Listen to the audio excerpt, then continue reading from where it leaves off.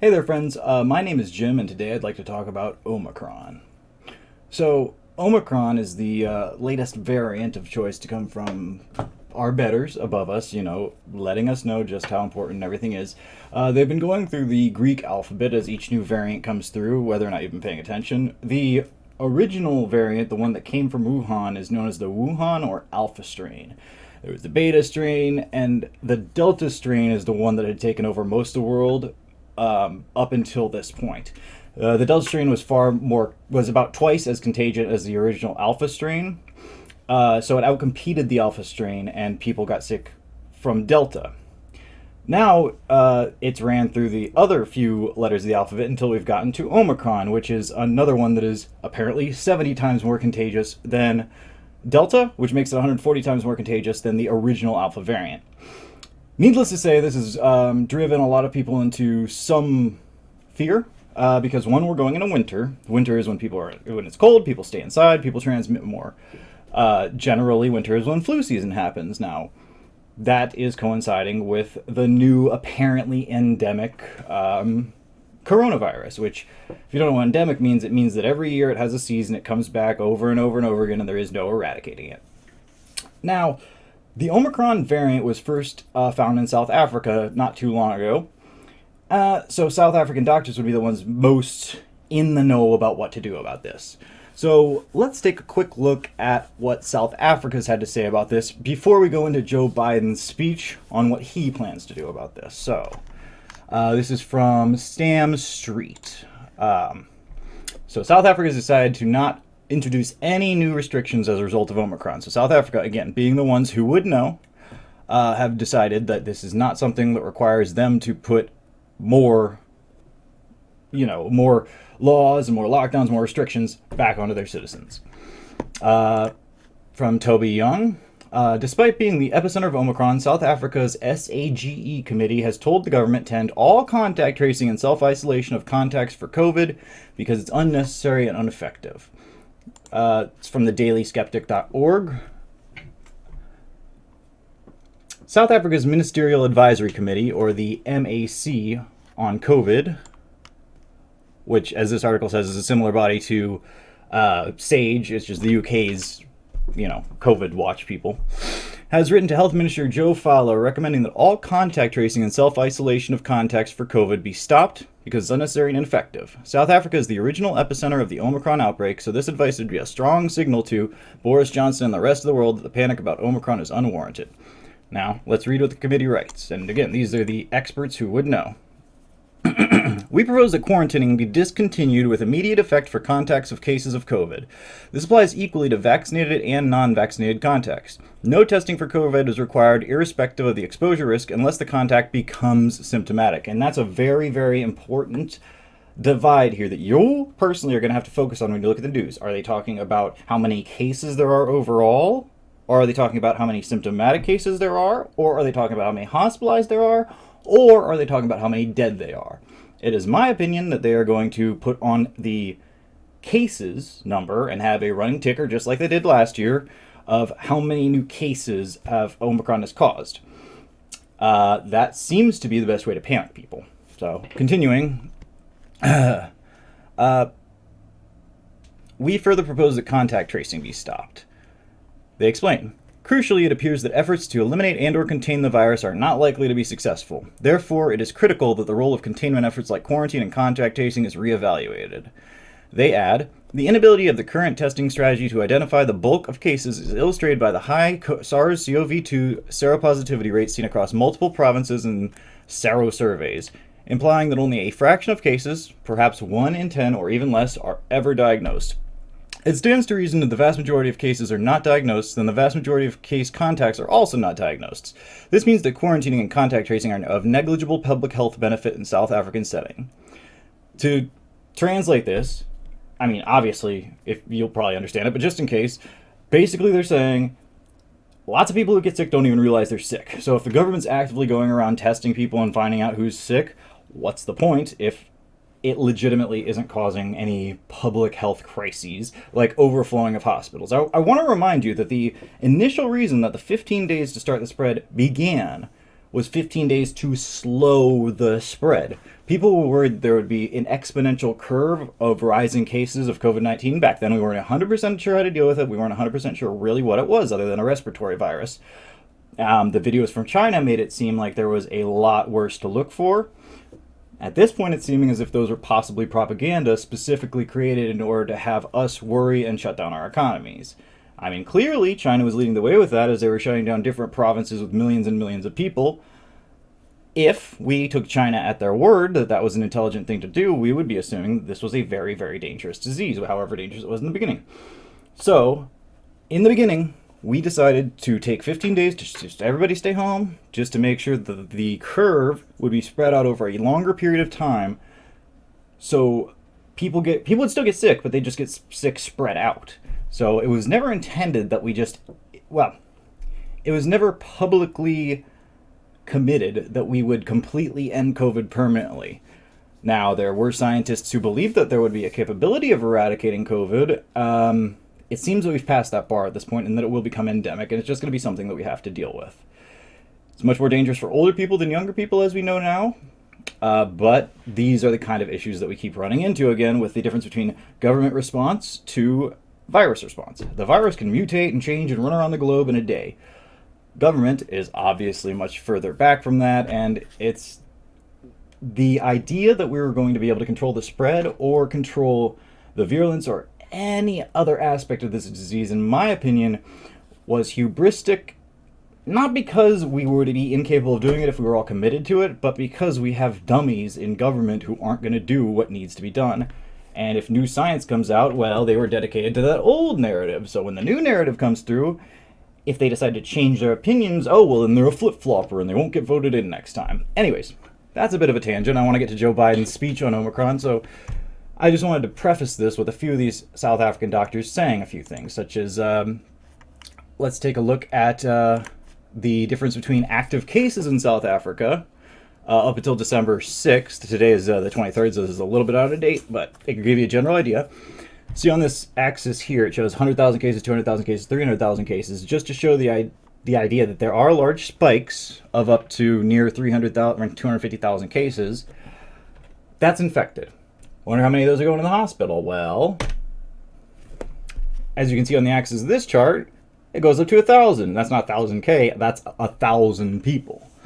So, legitimately orders of magnitude less people are going to the hospital than the people are getting infected. And again, this is the infection active case data from South Africa, which isn't exactly the best first world country.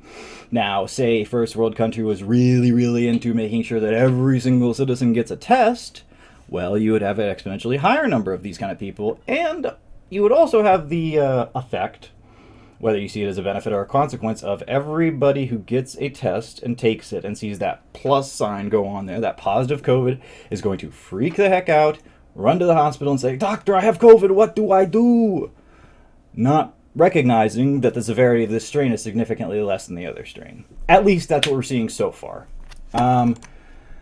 These are actual doctors in South Africa. This is from @AliciaSmith19, describing what they're seeing so far with Omicron as reported by Bloomberg News. So this is Bloomberg. This isn't some crazy fake news. This is actual doctors telling Bloomberg what they're seeing.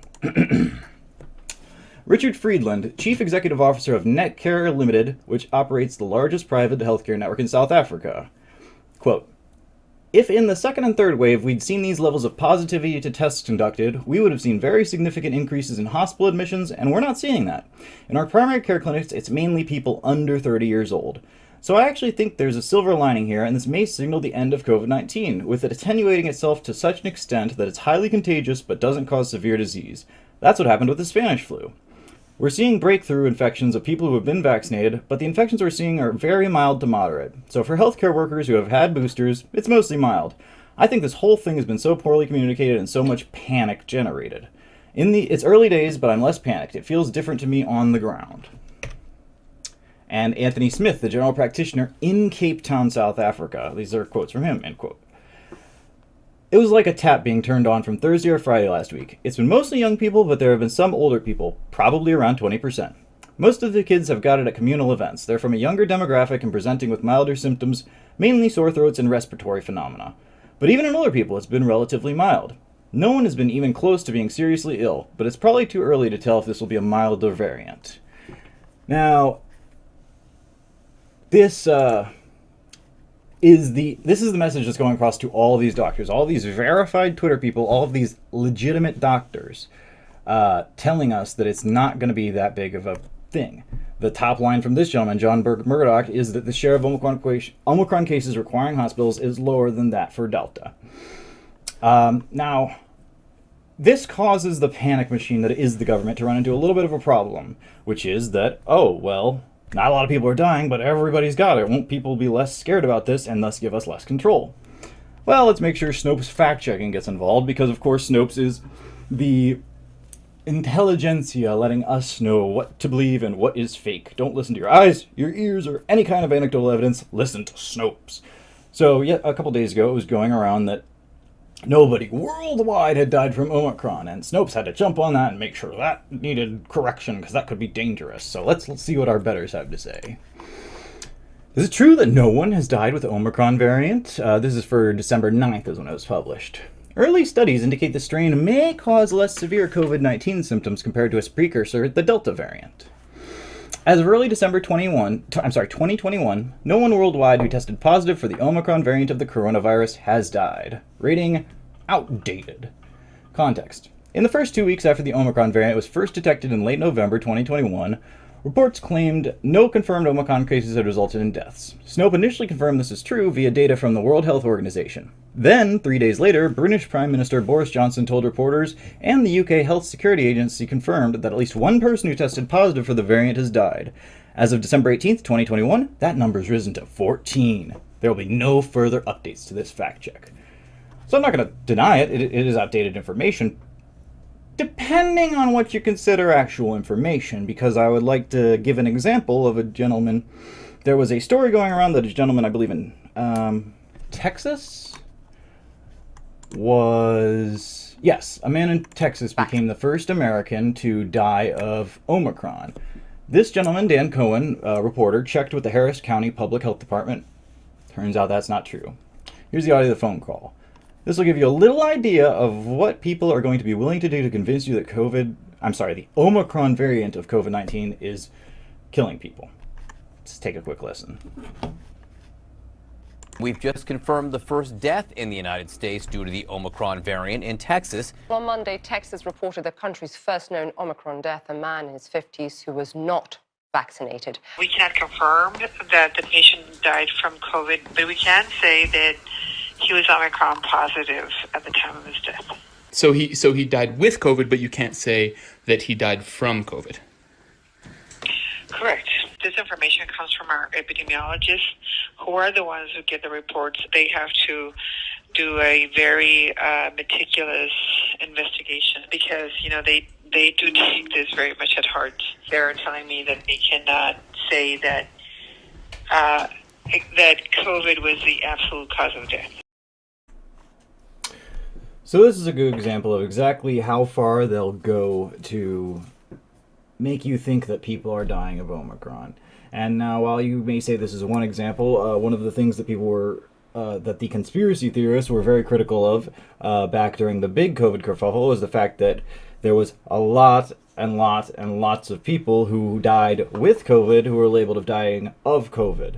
The purpose for that is that the hospitalized were incentivized. I think it was something like $40,000 per patient if they were diagnosed with COVID, if you were treating them in their hospital.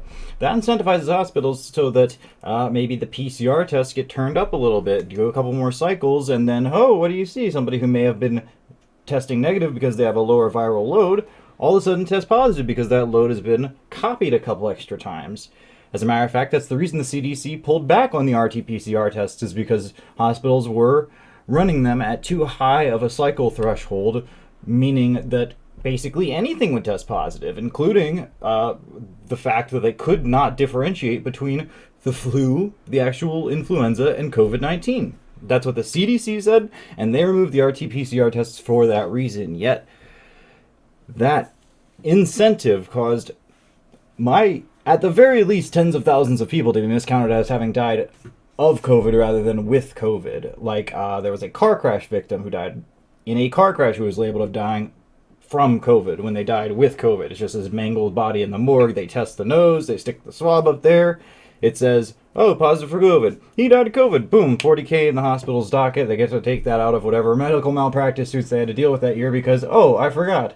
Medical malpractice is like the third leading cause of death among people in the United States because these crazy doctors kill like 250,000 people a year. But that's a different video. Anyway, so I'm going to get into Joseph Biden, and he has a little bit of a speech to make, but for now I just wanted to start you off with that information on Omicron. The next video that I put out is going to be the video responding directly to Biden's speech. For tonight, you guys have a lovely evening, and hopefully I've given you a little bit of an idea of how this may not be the biggest thing to worry about ever. Don't forget to support me in the support links below, and feel free to share this video because I'm just a dude who bought a camera, and I'm hoping that I can get this information out to all of the people who want to hear it. The more people that share this, the more people that hear this, and the more people that put out their voice, the better. So please, copy the URL, send it to your friends, send it to your neighbors, let them know what's going on. Let them know that this isn't something to be constantly terrified of. This isn't something to get triple jabbed for. Because the booster, well, we'll talk about that another time. Anyways, share, subscribe, and you guys have a wonderful evening. Bye-bye.